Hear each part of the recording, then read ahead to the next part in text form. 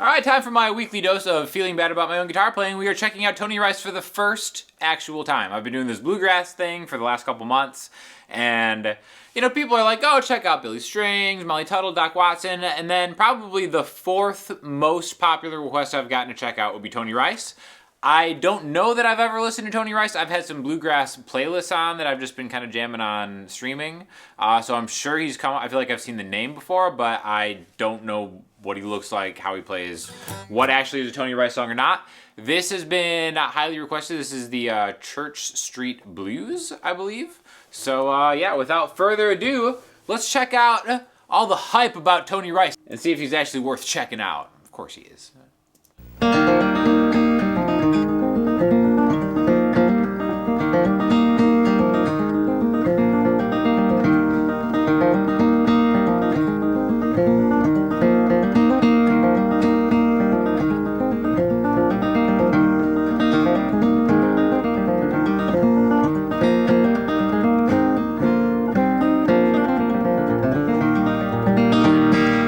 I've been hanging out uptown, Lordy.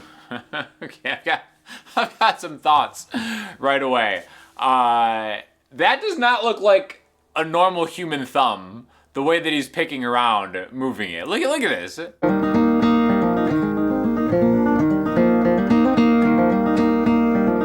That's got to be like the best thumb joint in the business. What is this?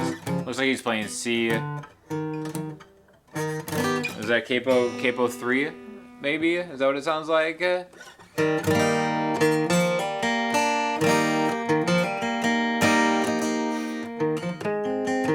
so it's kind of like a C.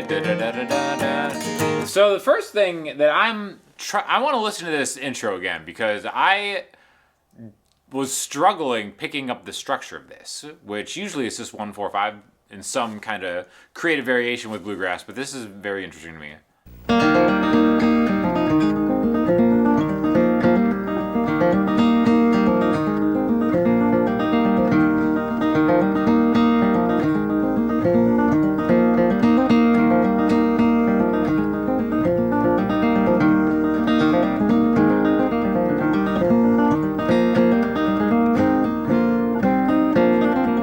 This is a very, very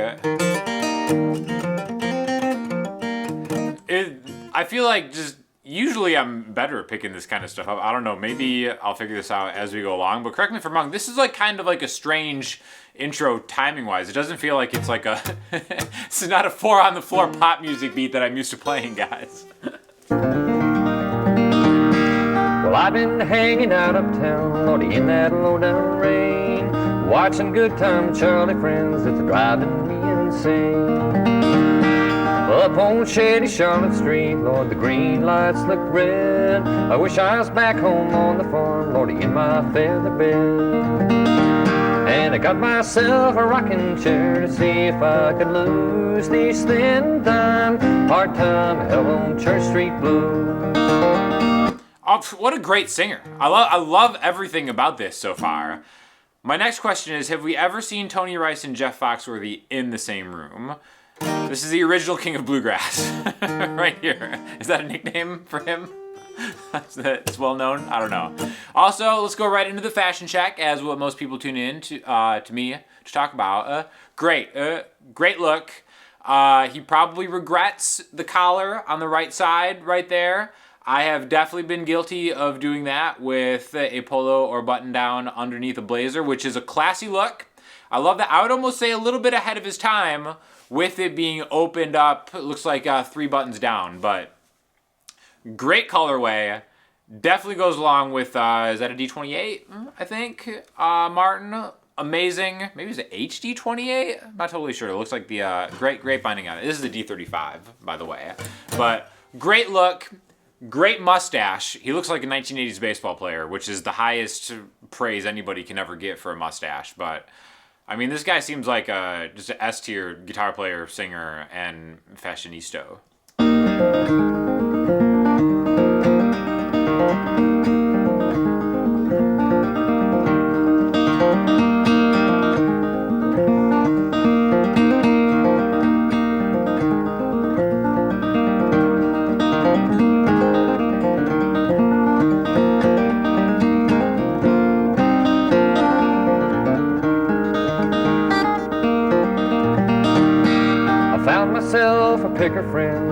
read yesterday's news. I folded up page 21 and I stuck it in my shoes.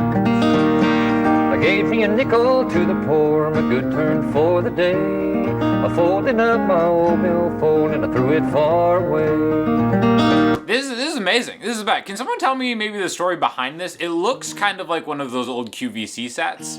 It's almost like it's like Esteban selling guitars is the bizarro world of whatever this is, because it definitely is very guitar centric. Like they have like the best camera angles for his picking hand, which usually is funny. Like when you see maybe videographers doing a guitar shot that don't know how to play guitar, they'll always go to like the fretting hand.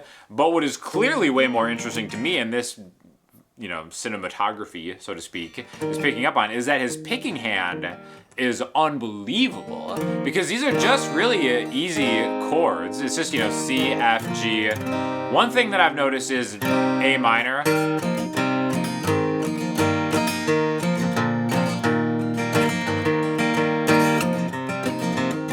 Is the use of the A minor. Get the 6 chord in there. Yeah, so it's really not just 1, 4, 5.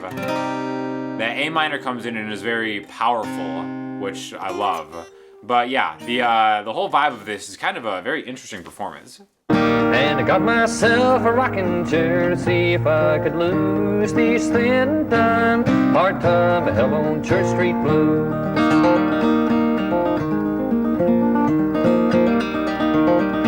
And the so alright, C, E minor, A minor, F, C, G, C.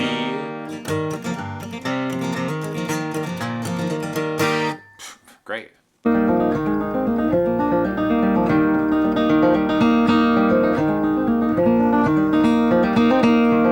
Looking at his thumb is crazy. It actually kind of reminds me a little bit of how Molly Tuttle picks.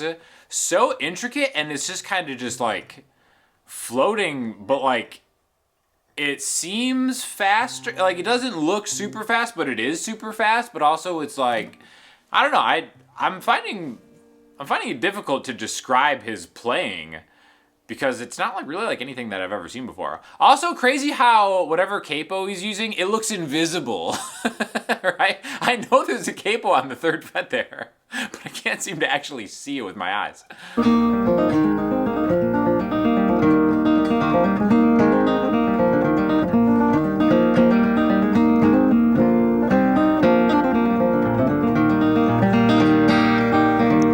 And I wish I had some guitar strings, old black diamond brand. I'd string up this old Martin box and go and join some band. But I guess I'm gonna stay right here and pick and sing a while, and try to make me a little change and to give you folks a smile. This is my favorite bluegrass song that I've heard. Yeah, like instantly, I love the song. I even got a little smile that he's talking about the joy of playing guitar. Black Diamond Strings that he just mentioned. Am I wrong? Weren't those made in like Kalamazoo, Michigan? Because I remember so I went to Western Michigan University for 2 years and then graduated Grand Valley State. So West Michigan is kind of where I went to high school and college. And I remember people saying the Black Diamond Strings were made there. Do they still make Black Diamond Strings? Because I feel like I might need to string up this old Martin box with some Black Diamond Strings, but I feel like I've never actually seen them around. Is it maybe like a boutique thing, or is this just something that I'm like just completely ignorant to, and they're prevalent in all types of like guitar playing? Because I've heard of them before, but I've never actually used Black Diamond Strings. And I got myself a rocking chair to see if I could lose these thin time, hard time to hell on Church Street blues. I feel like we're going to an outro. We're kind of like, what, 80% on the song already? Underrated, now that I'm thinking about it, rocking chairs. When's the last time you had a good rocking chair experience? Ask yourself this. I was at an Amish restaurant with this girl, and we were sitting outside, and we were in rocking chairs, and it was like a top 10 moment of my life. I feel like rocking chairs are so criminally underrated, which he's kind of, singing about right now. with his incredible guitar playing. Do people really want to hear me talk about the guitar playing? Yeah, you see, blah, blah, blah. They want to hear about the fashion, they want to hear about the rocking chairs, and they want to hear about my ignorance when it comes to commonly known musical things like Black Diamond Strings. But yeah, guys, get yourself don't go out and get a rocking chair. Experience a rocking chair experience first, and then consider getting a rocking chair. Because like I said, something that has... I don't know, I feel like we may be left in olden times and we need to bring back. I feel like my life would be 20% better if I had more rocking chair activity time. So thank you to Tony Rice for making me remember that beautiful moment.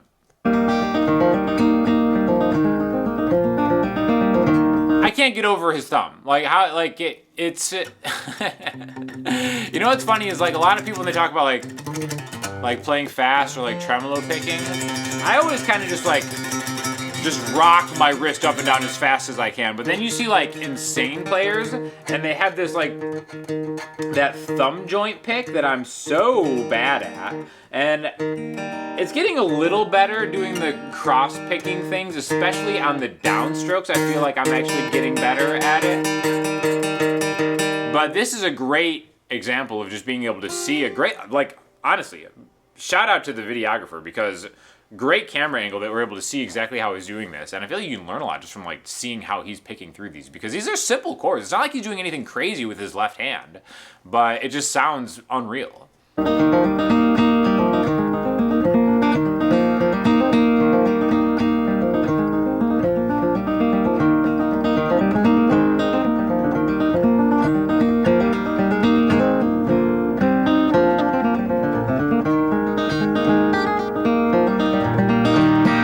Got myself a rocking chair to see if I could lose these thin and done. Hard time to hell on Church Street Blues.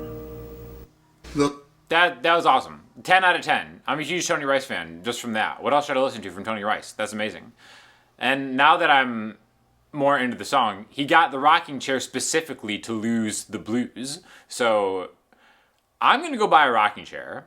You should follow me on Patreon because I'm doing like a bluegrass deep dive from the actual beginning. One problem that I've noticed with trying to learn bluegrass from like someone with a little bit of background and just guitar playing is it's hard to jump right into bluegrass stuff.